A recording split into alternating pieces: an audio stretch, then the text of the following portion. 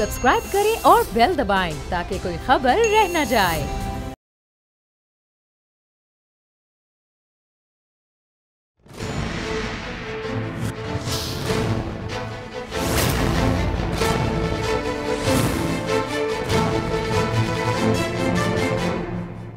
अस्सलामुअलैकुम, मैं नूरुल आरफीन सिद्दीकी और आप देख रहे हैं मेरी जंग।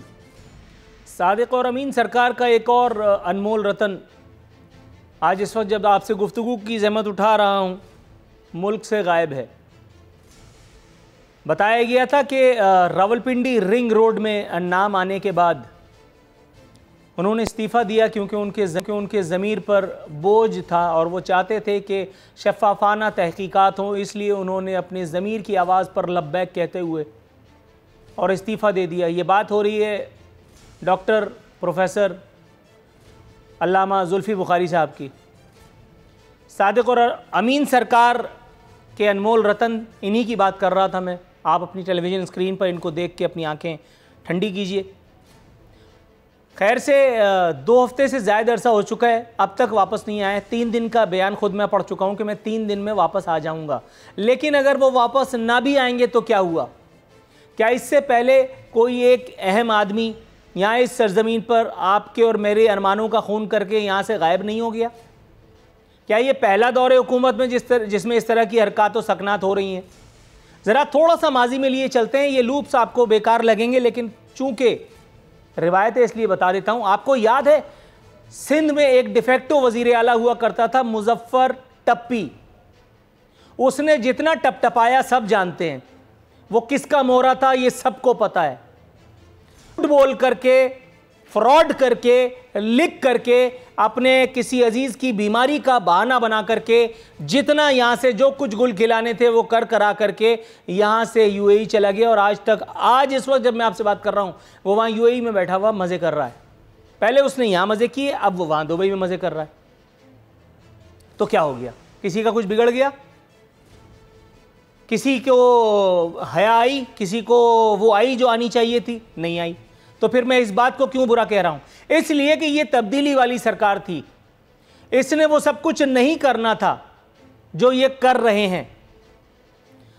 हैंडसम की जबीं पर मगर शिकन तक नहीं। पहले एक साहब हुआ करते थे, नदीम द ग्रेट बाबर। बताया गया कि जी इनका नाम वो पेट्रोल बहरान में आ गया है, तो इसलिए इनको इनकी जिम्मेदारियों से सुबुकदोश कर दिया गया है, क्योंकि ये तब्दीली सरकार है। यहां किसी को लूटने की इजाजत नहीं दी जाएगी। ये इस दौर का सबसे बड़ा झूठ है। इस दौर में आप जितना लूट मार के लिए आजाद हैं, उतना शायद इससे पहले के किसी दौर में अगर होंगे भी तो उतनी काबिल एतराज बात नहीं थी, क्योंकि वो तो आज भी कहते हैं कि ठीक है हम बुरे थे, तुम तो अच्छे थे।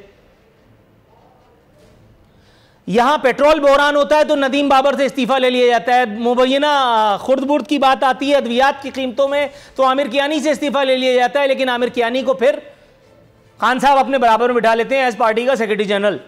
यहां तानिया इदरूस आती हैं किसी खलाई सैयारे से उतर करके हमारे पास। जहांगीर तरीन साहब उनके इंट्रोडक्शन कराने वाले होते हैं। उसके बाद जहांगीर तरीन साहब भी साइड हो जाते हैं और तानिया इदरूस की फ्लाइट भी जहां से आई थी वहीं चली जाती है। FIA तहकीकात कर रही होती है डॉक्टर जफर मिर्जा पर मास्क के हवाले से कि जी मास्क पता नहीं कितने उन्होंने यहाँ से एक्सपोर्ट कर दिए, फलाना कर दिया, ठिकाना कर दिया। जफर मिर्जा साहब इस्तीफा दे देते हैं और उसके बाद ये मामला भी हवा हो जाता है। मैं ये नहीं कह रहा कि ये सारे लोग वांटेड हैं, मगर मैं ये बता रहा हूं कि ये हमारी हुकूमत का रवैया है। जुल्फी बुखारी अगर चले गए तो क्या हो गया? कौन उनको लेकर के आएगा? लेकिन एक उमूमी राय जो ये है, जिस पर यह जरूर कह दिया जाएगा, एक अवाम दुश्मन या एक मुल्क दुश्मन या एक गद्दारी वाला एक पर्सपेक्टिव शायद ये भी है कि नए पाकिस्तान में या शायद बहुत ही पुराने इस पाकिस्तान में गासिब टोले की चांदी है। पाकिस्तान माले मुफ्त बन करके रह गया है। हर दौर की तरह यूं कहना चाहिए कि पाकिस्तान आज भी माले मुफ्त दिले बेरहम है। जिसका दिल चाहे आओ, लूटो और फिर उसके बाद फूटो, कोई तुम्हें पूछने वाला नहीं। और उसके बावजूद भी हमारे मेहमान हमें ये बताते हैं कि ये कितनी सादिक और अमीन सरकार है। ये हमें बताते हैं कि खान साहब का अपना कोई बिजनेस नहीं। ये बताते हैं कि खान साहब अपने वही 2 लाख रुपए पे माशाअल्लाह सदाकत और अमानत की सबसे बड़ी तस्वीर इस दौर में खान साहब उसी 2 लाख रुपए में किस तरह से गुजारा कर रहे हैं। अब दूसरे मौजू की तरफ आते हैं, CTD की जानिब आते हैं, उसे एक रविश की जानिब आते हैं। या उस एक खेल की जानिब आते हैं जो हमारा कौमी खेल बनकर के रह गया है, CTD। ये फिर भारत भारत खेलने लगा है। ये वो इदारा है जिसे बनाया शायद किसी और काम के लिए गया था, लेकिन अगर शायद देखने वाले इस इदारे की तरफ झांकें तो उनको कुछ और भी मिल जाएगा, वो सब कुछ भी मिल जाएगा जो मैं नहीं कह रहा। CTD एक मर्तबा फिर भारत भारत खेलने लगा है। फारूक सत्तार और अनीस एडवोकेट, ये दो रहनुमा आपके सामने मौजूद हैं टेलीविजन स्क्रीन पर, इनकी तस्वीर। इन दोनों को तलब फरमाया गया CTD में। भाई CTD के घर, CTD वाली वो फुटेज चला दो ना। ये फारूक सत्तार के घर के बाहर CTD अरकान की वो तस्वीर है जब वो फारूक सत्तार को समन देने गए थे। ये वो फुटेज है जो खुसूसी तौर पर अल्हम्दुलिल्लाह हासिल की गई थी, और इस फुटेज को रिप्लेस किया है इन दोनों नेक नाम हस्तियों ने। इन दोनों हस्तियों को बुलाया गया और रा से यानी रॉ उससे राब्ते और मुआवनत की तफ्तीश फरमाई गई। अच्छा, ये बड़ी खूबसूरत पहेली है। इंडिया हमारा दुश्मन भी है, रॉ से हमारी बनती भी नहीं है, लेकिन वो तमाम लोग या वो ज़्यादातर लोग या वो कुछ लोग, जैसा भी आप समझें, जिन पर इंडिया से मदद, मुआवनत, इंडिया जाकर के दहशतगर्दी की ट्रेनिंग हासिल करना, वहाँ से वापस आकर के इस सरजमीन खुदादात पर क़िताल करवाना, उन सब के इल्ज़ामात थे।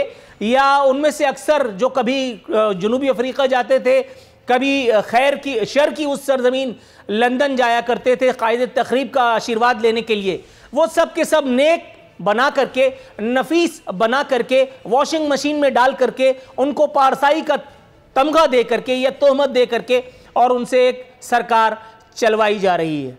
और उनकी ताबेदारी देखिए उन नफीस लोगों की कि गन पॉइंट पर इतने शरीफ बने कि जिसकी इंतहा नहीं। फारूक सत्तार साहब कह रहे हैं कि चूंकि मैं सियासत में इस वक्त मुतहर्रिक हो रहा हूँ, इसलिए वो टोला जो मुझे मेरा दुश्मन है, मेरा बहीखा है, वो इस तरह से मुझे तंग कर रहा है। मुझे नहीं पता कि इनको क्यों तंग किया जा रहा है। सवाल तो यह है कि जिन्होंने माजी में हमें तंग किया, उनको तंग क्यों नहीं किया जा रहा। और last but not the least, तब्दीली सरकार ने, वो तब्दीली जो हमने सुरमा बना करके अपनी आंखों में लगाई थी, उसने अब हमारी बीनाई फाइनली छीन ही ली है। एक और मर्तबा धड़ाम से मेरे सरकार IMF के कदमों पर गिर गए हैं, पूरे कद के साथ, पूरे वजन के साथ।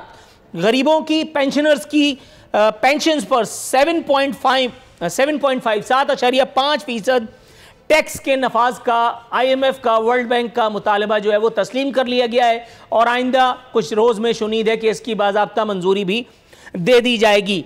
वज़रा की टीमें आप समझ सकते हैं, PTI स्पोक्स पर्सन्स की टीमें और वो तबलची मीडिया के छोटे मोटे या बहुत मोटे एंकराने कराम जो हर वक्त इमरान खान जिंदाबाद, PTI पाइंदाबाद करते रहते हैं, उनकी टीमें तैयार हैं लूली लंगड़ी तावीलात पेश करने के लिए। अब बस 1 2 3 होने की देर है, उसके बाद फिर आप वो नगमे सुनेंगे जो शायद आपकी समातों को सुनने नहीं चाहिए थे। मैं अपने पैमानों का तारुफ करा दूं। मेरे साथ मौजूद हैं फिरदौस शमीम नकवी साहब पाकिस्तान तहरीक इंसाफ से, सेनेटर ज्ञान चंद साहब पाकिस्तान पीपल्स पार्टी से, और कैसर अहमद शेख साहब पाकिस्तान मुस्लिम लीग नवाज से। हस्ब रिवायत हस्ब दस्तूर फिरदौस शमीम नकवी साहब के पास जाएंगे। नकवी साहब कैसे हैं आप? अल्हम्दुलिल्लाह, आप सुनाइए। जी सर, अल्लाह का शुक्र है। वैसे तो आपकी बातें सुनने के बाद किसी की भी तबीयत खराब हो सकती है।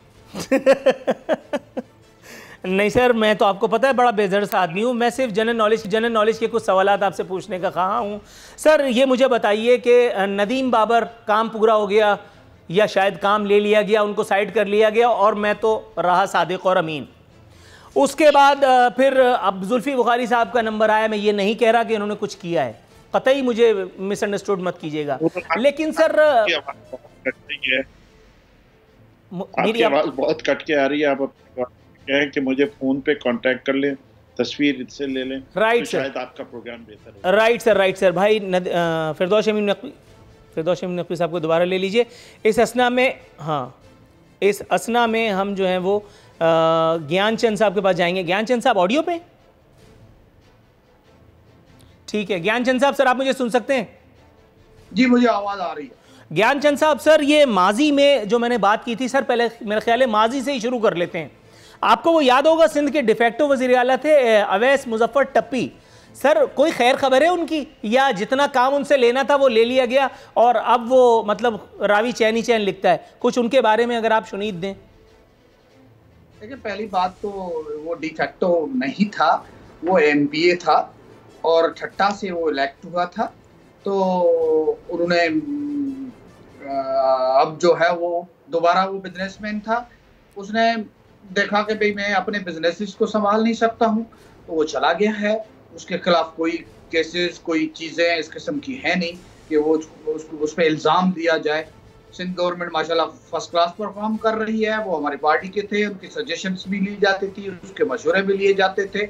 तो इस पे इस तरह से तो नहीं कहा जा सकता कि वो डी फैक्टो था या कुछ था। वो हमारा वाइब्रेंट एक एमपीए था और उसकी बात को सुना जाता था, इससे के अलावा उसका कोई नहीं था। राइट सर, चलिए आपने कहा तो मैं आपकी बात पर मज़ीद क्या इंक्वायरी करूं, क्योंकि फिरदौस शमीम नकवी साहब हमारे साथ मौजूद हैं। इसी को गनीमत समझते हैं। फिरदौस शमीम नकवी साहब, सर मेरा सवाल आप सुन पा रहे हैं? ये बोलिए। हुक्म? नहीं सर, हुक्म तो हुकूमतें करती हैं। सर मेरा एक नन्ना सा छोटा मोटा सा सवाल है सर, ये पूछना था कि नदीम बाबर, पेट्रोलियम बहरान, अरबों करोड़ों की बातें, नदीम बाबर का किरदार पूरा हो गया स्क्रिप्ट में से, मेरा ख्याल है उनको माइनस करके, और उसके बाद मैं तो रहा बदस्तूर सादिक और अमीन, ये हुकूमत रही वही तब्दीली वाली, और ये रहा वही नया रियासत मदीना। सर नदीम बाबर, तानिया इदरूस, जुल्फी बुखारी, ज़फ़र मिर्ज़ा, सर इस तरह के पता नहीं कितने नाम जुड़े और फिर उसके बाद फिर अनका हो गए। कहना ये था कि पाकिस्तान क्या आज भी आपको नहीं लगता कि वो माले मुफ्त है, कि जिस पर जिसका दिल चाहता है किसी भी सैयारे से आता है, अपना हाथ साफ करता है और उसके बाद दोबारा चला जाता है? जिस तरह से मैंने मिसाल दी तो जिसके जवाब में मुझे बताया गया कि he was just an MPA, Awais Muzaffar टप्पी साहब पे मत आइएगा, मैं उनकी नज़र खुद उतार लूँगा बाद में, पहले आप अपना जवाब इनायत कीजिए। शुक्रिया आफरीन साहब। शायद सेनेटर साहब जो हैं वो कराची में रहते नहीं हैं और शायद उनका रियल एस्टेट बिजनेस से भी कोई ताल्लुक नहीं है। मैं ये दोनों चीज़ों से वाकिफ हूँ, इसलिए कि मैं रहता भी कराची में हूँ और मेरा बिजनेस भी रियल एस्टेट है। ला इलाहा इल्लल्लाह मोहम्मद रसूलुल्लाह जितना लूटा है मुजफ्फर टप्पी ने, और जो उसने आसिफ जरदारी के नाम पे एक पूरा कारोबार उतारा है, बोर्ड ऑफ रेवेन्यू से मिलके कितनी ज़मीनों ने उसने अरबों रुपए कमाए हैं, उसके गवाह कराची के बिल्डर्स हैं, वो लोग हैं जिन्होंने अपने हाथ धोए इस बैंकी गंगा। जिस दिन भी बोर्ड ऑफ रेवेन्यू के अंदर डिटेल इंक्वायरी हो जाए और ज़मीनें का देखा जाए, और जिस दिन नैब को खुद मुख्तारी के साथ साथ सिंध की नैब को खुद मुख्तार कर दिया जाए, तो इनका पूरा काम उतर जाएगा। अब आते हैं आपने जो दूसरे सवालात किए, जिस तरह मैंने वो कहा था, मैं ये कहता हूं कि जुल्फी बुखारी जरूर वापस आएंगे। नहीं आएंगे तो उसके जवाब दे मैं हूँगा आपके प्रोग्राम में, और अगर उन पे कोई केस होगा तो उनको लाया जाएगा, नहीं लाया जाएगा तो आप देखेंगे तारीख इंसाफ में कितना एक्शन होगा। जहां तक आपका तानिया इदरूस का ताल्लुक है, ये जुल्म कर रहे हैं आप। एक टेक्नोक्रेट आया था जिसने पाकिस्तान का नाम रोशन किया था, हम उसको लेके आए, हमने देखा कि उसने एक रूल तोड़ा, हमने कहा ये नया पाकिस्तान में नहीं चलेगा, उनको फारिग किया, तो वापस कहीं तो जाके नौकरी करेंगी, जिधर चाहिए थी वहां चली गई। जफर मिर्जा ने क्या किया था, मास्क भेज दी, जबकि इस मुल्क को मास्क की जरूरत थी, गलत फैसला किया, उन्होंने खमियाजा भुगता। अभी तक ये साबित नहीं हुआ है कि उन्होंने कोई मास्क में कितने पैसे बनाए। तो इल्जाम लगाने से पहले चार्ज को देखिए। नदीम बाबर साहब का इंक्वायरी हो रही है, नदीम बाबर साहब यहाँ है। शुगर स्कैंडल पे जहांगीर तरीन के बारे में आप ही के प्रोग्राम में होता है कि जहांगीर तरीन चलेगा, वापस नहीं आएंगे, आए वापस हैं यहाँ मौजूद। अब उनको फिर आप लोग चढ़ा रहे हैं कि जी वो PTI के खिलाफ।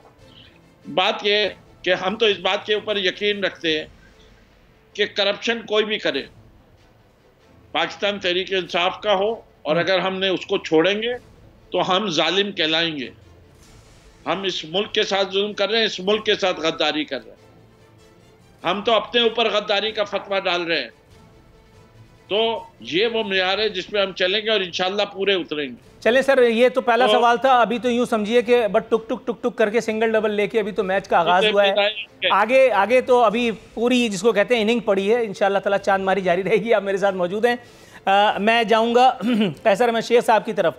कैसर अहमद शेख साहब, सर कैसे मिजाज हैं, तबीयत ठीक है आपकी? जी अल्लाह का फजल है। कैसर अहमद शेख साहब, सर अब आपको इत्मीनान हो गया कि जुल्फी बुखारी कहीं नहीं गए, जुल्फी बुखारी इसी खित्ते अरज़ी पर दोबारा वापस आएंगे, दोबारा लैंड करेंगे, और अगर उन्होंने कोई कांड किया होगा तो उनके खिलाफ करार वाकई जिसको कहते हैं कार्रवाई भी की जाएगी, ये यकीन दिलाया रहनुमा तहरीक इंसाफ फिरदौस शमीम नकवी साहब ने। ये सर इतना ही सादा मामला है जितना बना करके पेश किया गया? माय डियर, देखो ना, हमारे यहाँ आज तक किसी ने तस्लीम किया हो। बात ये है कि ट्रांसपेरेंसी इंटरनेशनल ने पिछले साल जो रिपोर्ट दी वो ये है कि करप्शन और बढ़ गई, हम और 3 दर्जे 3 मुल्कों से और नीचे चले गए। अब मुझे बताइए कि हमारे यहाँ 4000 अरब रुपए का, ये आज का एस्टीमेट नहीं है, मैं आज से 4 साल से ये फिगर दे रहा हूँ, कम से कम 4000 अरब रुपए की करप्शन हो रही। आज तक किसी को तस्लीम हुआ या कुछ हुआ? यहाँ चंद लोग हैं, और ये शमीम नकवी साहब क्योंकि बहुत बड़े टैक्स पेयर हैं, मैं इनका इसलिए एहतराम करता हूँ, मेरे दोस्त हैं, मैं इनको जानता हूँ। बात ये कि अगर ये भी यही कहेंगे तो फिर किस तरह हमारी बेहतरी? इस जैसे लोग, इनके कैलिबर के लोगों से तो हम यही चाहते हैं कि जो स्पेड को स्पेड कहें। अब बताइए नैब कर क्या रही है? नैब ने कोई रिज़ल्ट निकाला, ये कहते हैं जी हम 200-300 अरब रुपए ज़्यादा हमने ले लिए, और भाई 4000 अरब रुपए सालाना की करप्शन हो रही है, हर जगह हो रही है। ये जो अमीर है अमीर तर हो रहा है पाकिस्तान में, गरीब गरीब तर हो रहा है। ये आपने बताया पेंशन पे 7.5% पेंशन पे IMF ने अगर कहा तो वो टैक्स, अब बेचारे पेंशन क्या है कितनी और मिलेगी क्या? जो कुछ इस मुल्क में हो रहा है, देखिए तब्दीली की बातें हैं, हुआ कुछ भी नहीं। हमारा मुल्क बहुत हम पीछे रह गए हैं जो किसी भी जगह पे। और जो सारे नाम आपने गिनाए, देखिए ना, मैं क्योंकि खुद पेट्रोकेमिकल का बिज़नेस करता हूँ, मैं आपको बताऊं कि दुनिया में जब प्राइस बहुत ज़्यादा घट गई तो हमने बैन कर दिया, और उन्होंने नदीम बाबर साहब, आज कोई उनसे पूछने वाला नहीं है कि कितने नुकसान हुआ, ये तो बताएं। और ये जो चीनी का रेट बढ़ गया, किसी की जिम्मेदारी कोई खुद ब खुद हो गया, यानी 56 रुपये से अगर 110-20 रुपये हो गया, आटा जो है वो डबल हो गया, 40 से 70 या 65 हो गया, तो किसी का कोई फॉल्ट है ही नहीं, कोई मानने को तैयार ही नहीं है। आपने जिन जिन के नाम लिए, कोई ना कोई बंदा तो आके एग्री करे ना जी कोई किसी ने कुछ किया है। हमने किसी ने नहीं किया, वही चंद लोग हैं हमारे यहाँ हुकूमत करने वाले। तब्दीलियों की बातें हैं, सुन के मैं भी 55 साल से बिज़नेस में हूँ, यही सोच के आया था इस पॉलिटिक्स में कि कुछ ना कुछ डिलीवर करेंगे। और मुझे तकलीफ़ हुई शमीम नकवी साहब की बात सुन के कि देखिए अगर इन जैसे लोग भी डिफेंड करते रहेंगे, उसी बात को सामने नज़र आ रहा है। देखिए क्या इंक्वायरी हुई और क्या हुआ, क्या अभी तक कोई रिजल्ट निकला? बात पे मेरा ख्याल है कि ज्ञानचंद साहब को हम चांदमारी का मौका फराहम करते हैं। ज्ञानचंद साहब बहुत देर से हमारे साथ हैं। ज्ञानचंद साहब, सर ये फुल टॉस आपकी खिदमत में। एक मिनट भाईजान जी। भाईजान सर 1 मिनट जरा तवक्कुफ कीजिएगा, ये दूसरे वाले भाईजान से निपट लूं, उसके बाद फिर आपके पास आता हूं। सर दोनों का जवाब एक साथ आपसे लूंगा। सर प्रोग्राम के फॉर्मेट को जरा मुझे चलाने दीजिए। फिरदौस शमीम नकवी साहब, मैं इनके बाद आपके पास दोबारा आ रहा हूं, और अगला सवाल उस वक्त तक नहीं दागूंगा जब तक आप जवाब नहीं दे लेंगे। जी ज्ञानचंद साहब, सर ये मुझे बताइए कि बाकायदा कसम को उठा करके उन्होंने आसिफ अली जरदारी और अवैस मुजफ्फर टप्पी के हवाले से जो इंकिशाफ फरमाया, उसके हवाले से पहले आप क्या कहेंगे? और जितनी गुफ्तगू अब तक हुई है इस नए पाकिस्तान के हवाले से, जुल्फी बुखारी के जाने या शायद कभी आने के हवाले से, उस पर आप क्या फरमाएंगे? 2 सवाल हैं आपके पास।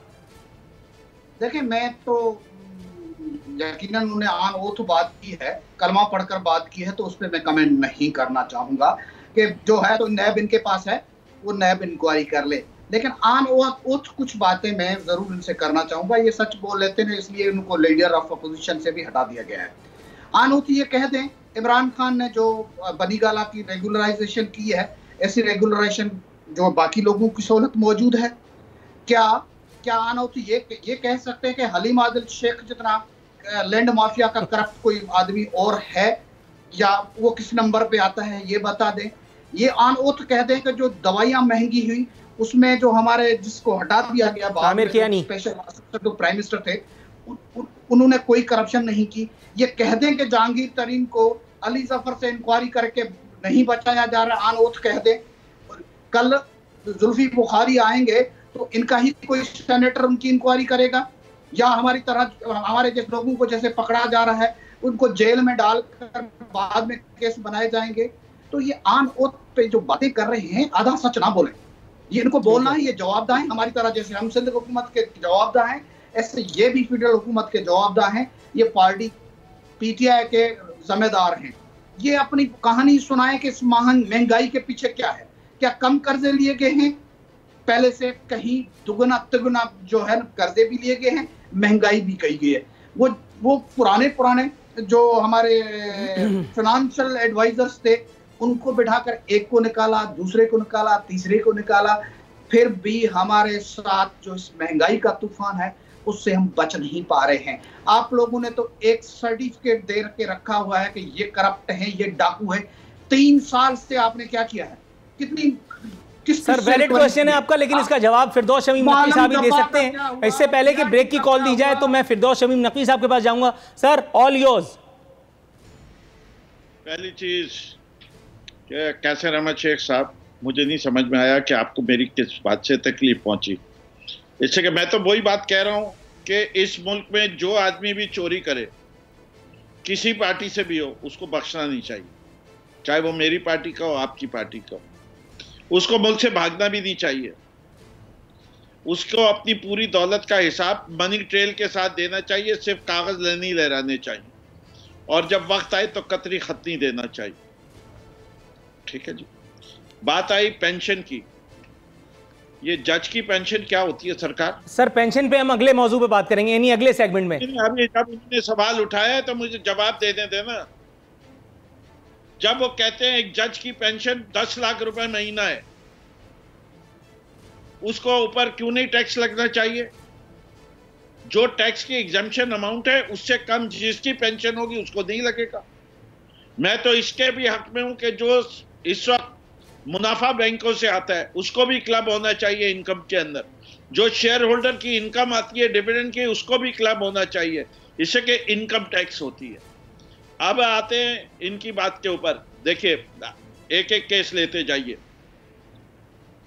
पहली चीज, सर थोड़ा सा तवक्कुफ फरमाइएगा, थोड़ा सा तवक्कुफ फरमाइएगा। मुझे इमेज पर जाना है। फिरदौस शमीम नकवी साहब, ब्रेक से वापस आऊंगा तो आप अपना जुमला, अपनी बात आप कंप्लीट कर पाएंगे।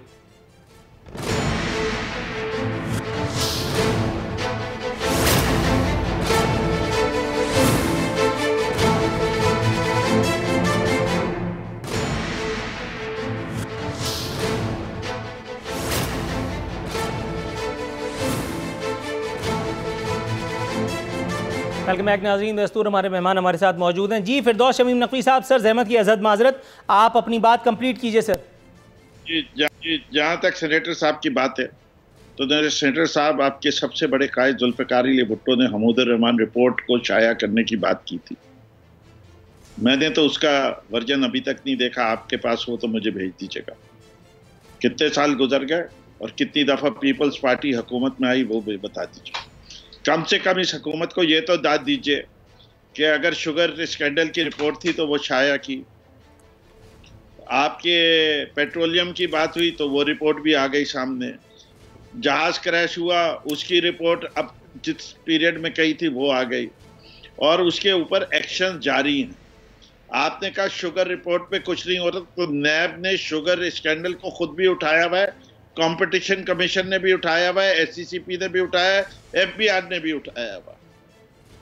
आप उसके मेमोगेट वाली रिपोर्ट, डॉन लीक रिपोर्ट्स, उसके बारे में क्यों नहीं सवाल करते अपने पार्टनर्स एंड कजिन्स से? बात सारी है कि म्यार रखें तो एक जैसा रखिए। हम तो कह रहे हैं ना कि हम रिपोर्टें निकालते भी रहेंगे, अपने ऊपर भी निकालेंगे, अपने दौर की भी निकालेंगे। और हमारे नैब जो है एक आज़ाद इदारा है। हम नैब की परफॉर्मेंस से खुद बहुत डिससेटिस्फाइड है, इससे कि नैब ने अभी तक आपके लीडर को कन्विक्ट नहीं किया, जो सबसे बदनाम है, इस मुल्क की सबसे बड़ी बीमारी है। पूरा पाकिस्तान उसे करप्ट समझता है, लेकिन नैब उसको भी पकड़ के नहीं साबित कर सक रही। तो जो प्रोसिक्यूशन का हाल है, जो जुडिशरी का हाल है, उस दोनों से हमारी सूरत हाल जो है इस वक्त हम सहमत नहीं है, एज अवाम नहीं है। हमें बड़ी तकलीफ है इस बात की कि इस मुल्क के अंदर, कैसर शेख साहब बिल्कुल दुरुस्त कह रहे हैं कि 4,000 अरब की करप्शन जो है वो सिर्फ इस 3 साल में नहीं हुई है, इस मुल्क में चली आ रही है। लेकिन ना आपने कभी किसी को पकड़ा, ना नवाज शरीफ ने किसी को पकड़ा। हम कोशिश भी कर रहे हैं, उसके बावजूद भी हम मजबूर हैं कि नहीं पकड़ सक रहे। इससे कि ये दोनों इदारे जो हैं वो अपना किरदार सही तरीके से, और उसमें जुडिशरी कहती है प्रोसिक्यूशन सही नहीं है, और प्रोसिक्यूशन का हाल तो बिल्कुल वाजे है। 2 लाख के वकील को खड़ा कर दोगे 2 करोड़ के वकील के सामने, तो 2 करोड़ रुपए वाला वकील खा जाता है उसको। ठीक हो गया सर। अब ये खाने पीने की बातें मेरा ख्याल है यहीं तक रोकते हैं। कुछ और मौजूआत हैं जिनका आता भी करना था। यहाँ जितने लोग आप पहले खा के चले गए उनका किसी ने क्या बिगाड़ लिया, तो अब जो अब वाले अगर खा रहे हैं तो हम क्यों बिलावजह उन्हीं पर तबर्रा कर रहे हैं। कुछ और मौजूआत हैं, खेल कूद की बातें करते हैं, दिल बहलाते हैं। अच्छा सर, मैं आप ही से इब्तिदा करता हूँ। ये आजकल आपके जो पार्टनर्स हैं जिनको बंदूक की नोक पे नफीस लोग बनाया हुआ आपने, वो ज़ाहिर है कि केसेस वगैरह भी हैं, उनके बहुत सारे कांड हैं। अगर वो नफासत ना दिखाएं तो बेचारे जेल जाएं, चक्की पीसें। अब ज़ाहिर है इतनी मेहनत से चोरी चमारी करके इन्होंने इतना जमा कर रखा है। अब वो इसलिए तो नहीं किया कि हुकूमत को दोबारा वापस कर दें, इसलिए तो नहीं किया कि कराची सेंट्रल जेल की हवा खाएं, तो उन्होंने कहा चलो नफासत का इल्ज़ाम ही हम पे लगा दो। सर, ये एक मरतबा फिर भारत खेलने की जो फ़ज़ा आई है, ये फारूक सत्तार, अनीस एडवोकेट को, आपको नहीं पता? ईमानदारी की बात, आप सियासतदान हैं, अपने दिल पे हाथ रख करके बताइए। मैं जब ये बात कर रहा हूँ तो आपके जहन में चंद नाम नहीं उभर रहे जो मैंने अपने मुंह से नहीं कहे, लेकिन आपके दिल ने गवाही दी कि ये सब चीज़ें आप माजी में पहले सुन चुके हैं।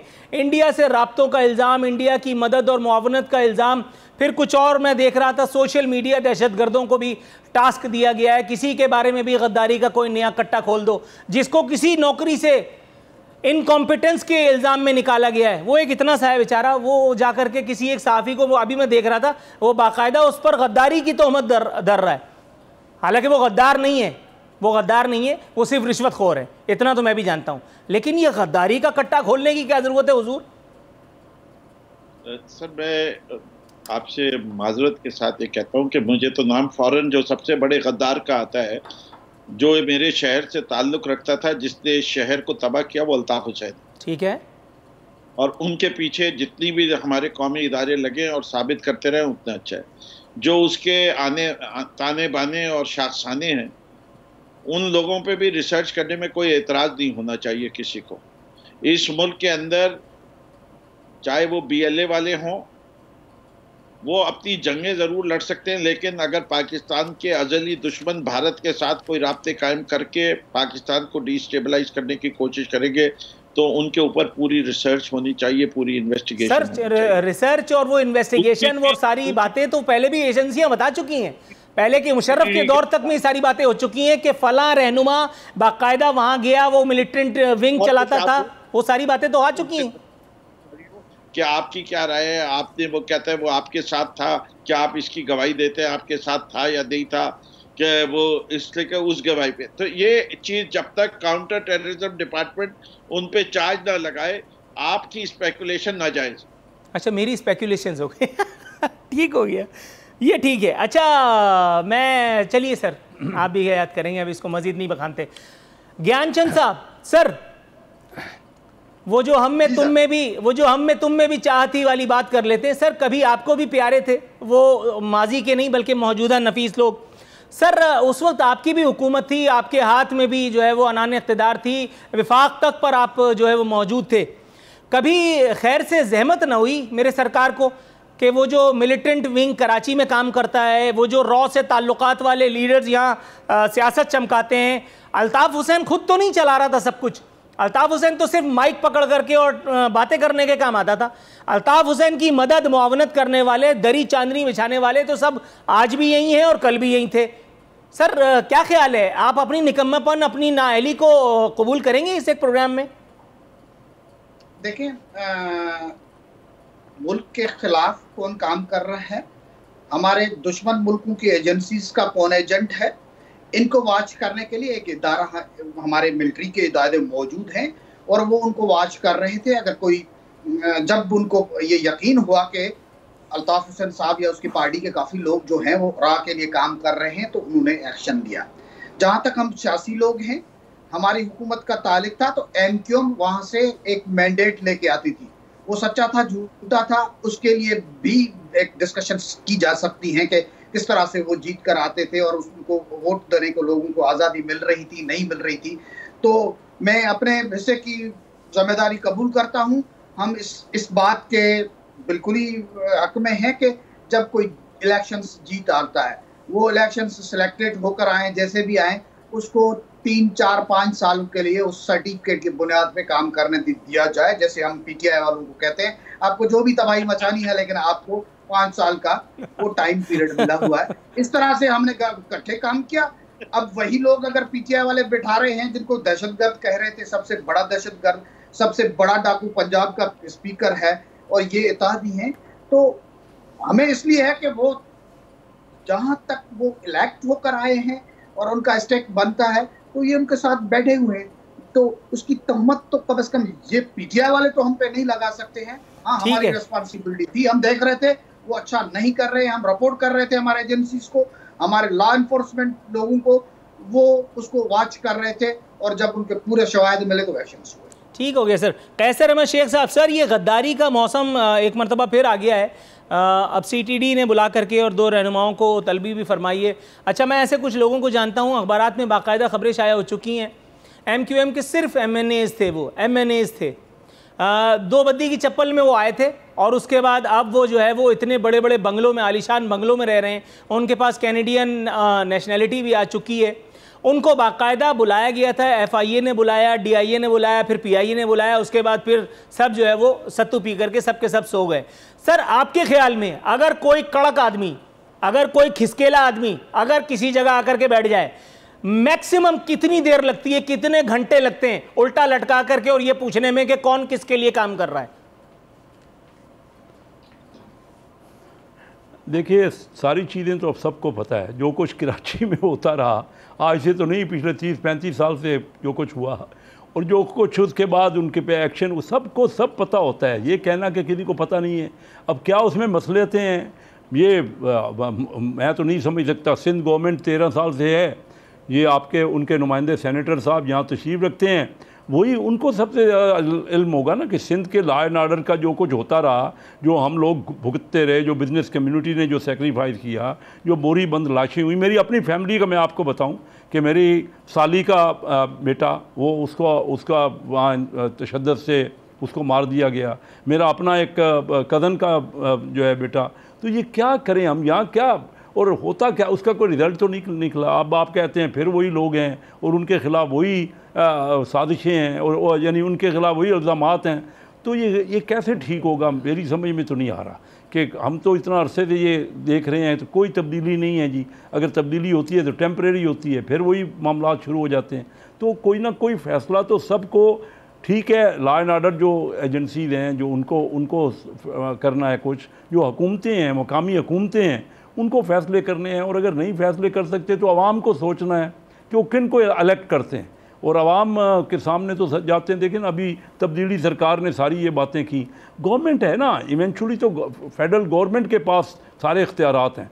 अगर वो हर चीज़ में अभी फिरदौस शमीम नकवी साहब कह देंगे कि नहीं जी वो हमने तो रिपोर्ट शाया की, यानी कमाल कर दिया, ये तब्दीली इसलिए आई थी कि ये रिपोर्ट शाया हम मौजूद से थोड़ा सा इन्होंने तो कोई केसेस, इन्होंने तो केस फाइल कर दिया। अब इनके खिलाफ अगर केस हो जाएंगे और वो कहते हैं जी प्रोसिक्यूशन जो है वो साबित नहीं कर सकती, यानी हुकूमत का कोई रोल ही नहीं है। थोड़ा सा इतने नारे क्यों लगाते हैं इलेक्शनों में कि हम ये कर देंगे वो कर देंगे? आपका रोल ही कुछ नहीं है, कुछ कर ही नहीं। हम जैसे बंदे तो समझने से कासिर हैं। Right sir. Firdous Shamim Naqvi sahab, sir general knowledge का सवाल पूछ रहा हूँ। आप समझिए कि आप सियासतदान नहीं हैं, आप सिर्फ एक कारोबारी आदमी हैं। वही सवाल जो मैंने कैसर अहमद शेख साहब से पूछा और वो जवाब खुल करके ना दे पाए, आपकी ब्लंटनेस आपको इजाज़त देती है एक नया पंगा मोल लेने की? सर ये मुझे बताइए कितना टाइम लगता है पुलिस को या CTD को ये पता लगाने में और करार वाकई सज़ा देने में कि आदमी रॉ से ताल्लुक़ रखता है या नहीं? बड़ा मुख्तसर सवाल है जी। बिल्कुल, देखिए आपने सवाल जो पूछा, मैं एक और पैरेलल एग्जांपल दे देता हूँ। उज़ैर बुलेच JIT बनी, इसी तरह से मुराद अली शाह पे JIT बनी, फरियाल तालपुर में बनी, सबने। मेरे ख्याल से हम क्यों नहीं साबित कर सक रहे? वैसे तो पुलिस जो है 15 मिनट में उगलवा लेती है, छितर से भी और डंडे से भी। और डंडे का कहाँ कहाँ इस्तेमाल होता है वो मुझे यहाँ बताने की जरूरत नहीं है, लेकिन वो साबित कोर्ट में कैसे होता है वो नहीं समझ में आता। जिस SP के ऊपर 400 कत्ल के केस हों, वो बड़े आराम से बेल लेके सुप्रीम कोर्ट से अपने घर में बैठा हुआ मजे कर रहा है। इस मुल्क के अंदर जो लोग पूरी पुलिस फोर्स को बगावत पे उकसा दे, वो आईजी बने बैठे हैं। उसके ऊपर आज तक सिंध हुकूमत ने अपनी अल्लाह उनका इकबाल बुलंद करे। थोड़ा सा तवक्कुफ कीजिएगा, यहाँ इमीडिएट ब्रेक की कॉल दी गई है, एक मुख्तसर सा वक्फा, दोबारा हाजिर होते हैं।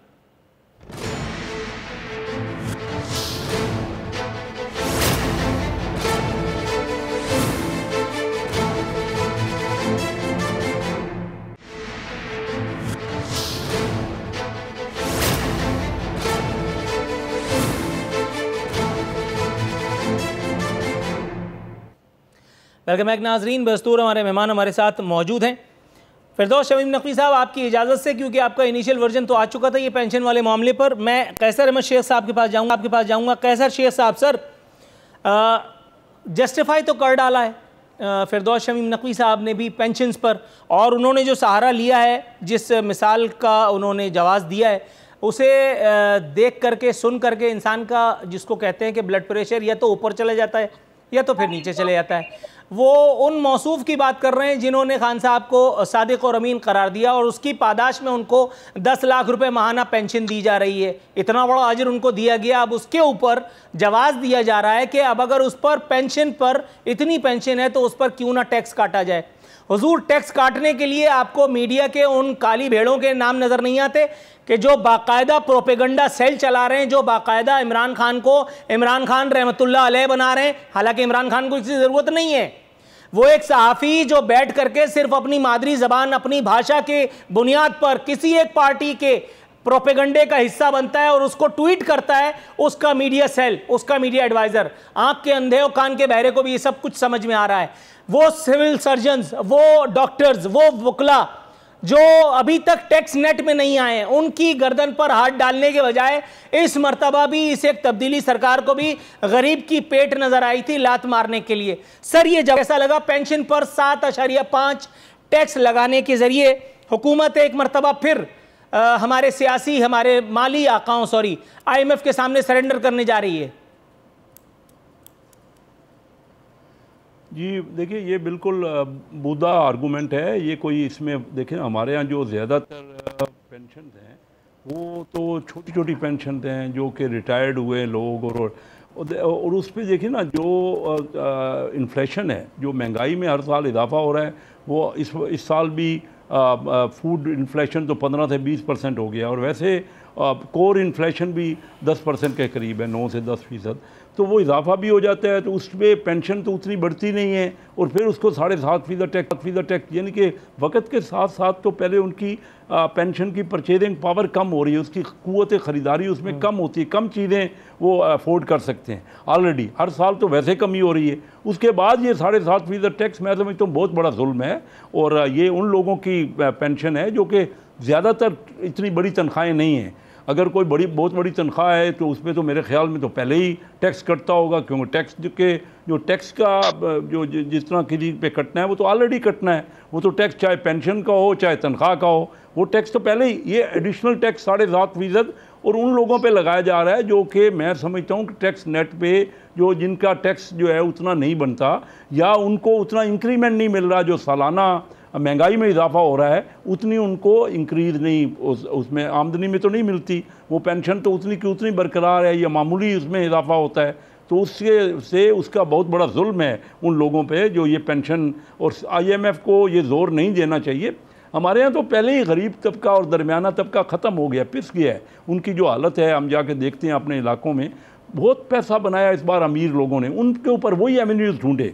बिल्कुल बड़ी बड़ी इंडस्ट्री, 9.5% बड़ी इंडस्ट्री ने तरक्की की है, जबकि टोटल खुद इनके कहने के मुताबिक 3.9% ग्रोथ हुई है।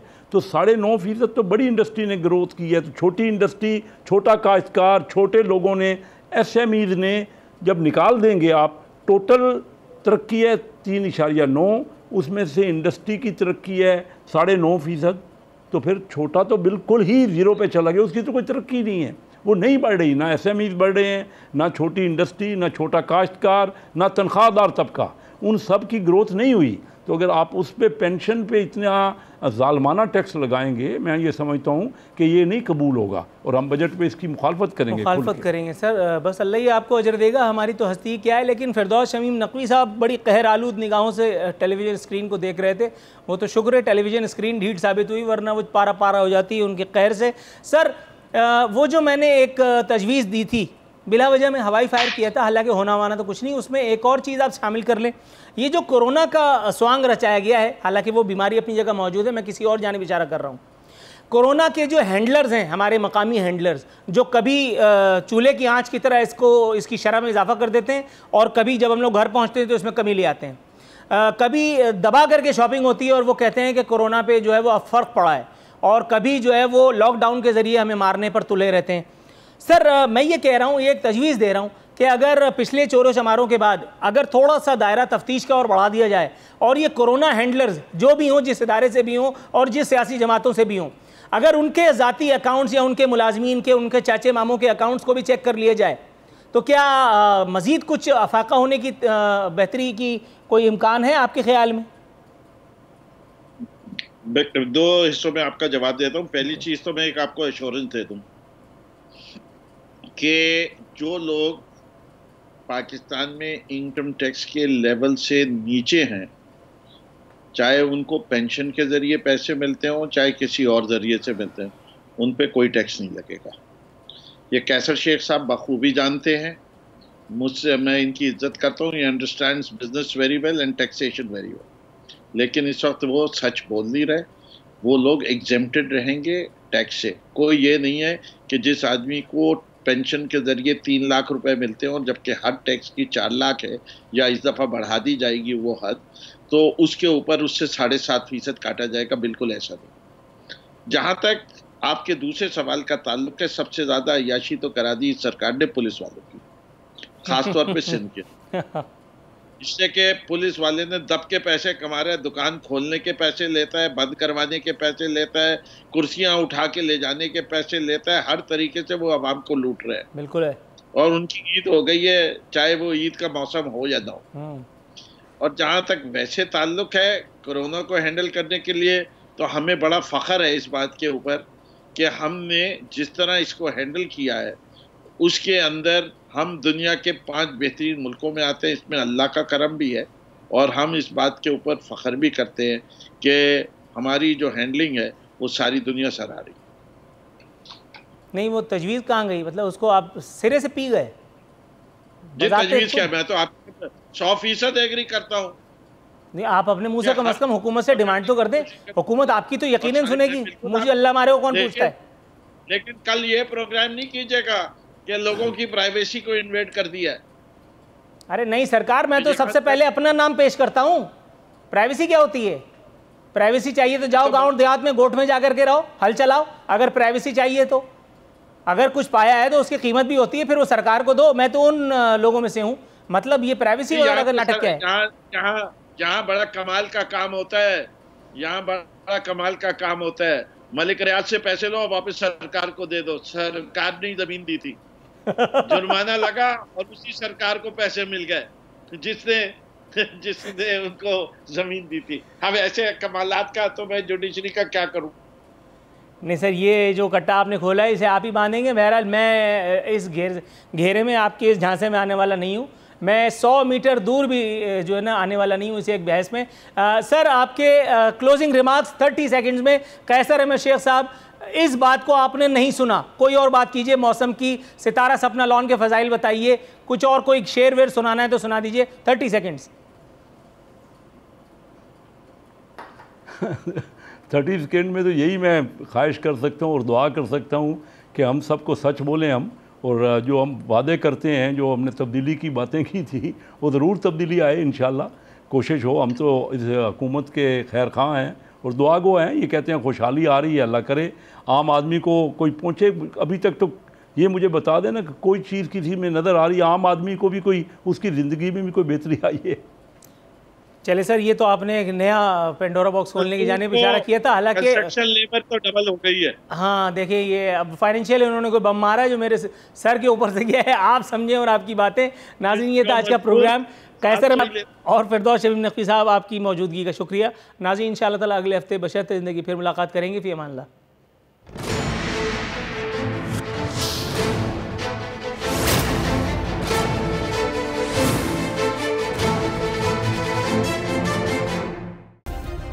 सब्सक्राइब करें और बेल दबाएं ताकि कोई खबर रह न जाए।